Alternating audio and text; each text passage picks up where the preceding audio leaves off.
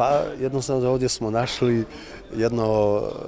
izvanredno mjesto, jedno kao u bajci, kao što je ova fantastična kuća, Svrdzina kuća, i meni mi je drago što mi smo uspjeli da našu predstavu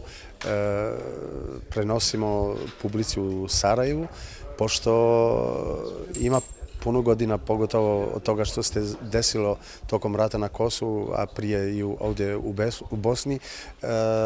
naši odnose su se prekinule. A sad je došlo neko drugo vrijeme preko koje mi smo uspjeli da dođemo u Sarajevu i da našu predstavu u ovom fantastičnom ambijentu predstavimo publici u Sarajevu i publiku jednog izvanrednog festivala kao što je MES festival. Iskreno rečeno, za ovu predstavu mi smo radili puno godinu dana, to znači 365 dana, svaki dan po 6 do 8 sati. Znači je bilo puno investicije i fizičkog, i intelektualnog, i kreativnog, ali je bilo teško, ali istovremeno jako interesantno da proizvučeš nešto drugačije od toga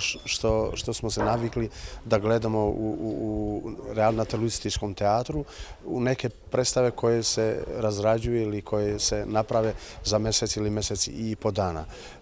Ja vjerujem kao reditelj uvijek u procesu, u eksperimentisanje, u potraženju nešto novog i preko toga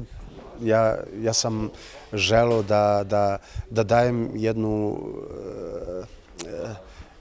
jednu drugu sliku Šekspira i jednu drugu mogućnost koju nismo možda navikli da gledamo u klasičnom Šekspiru.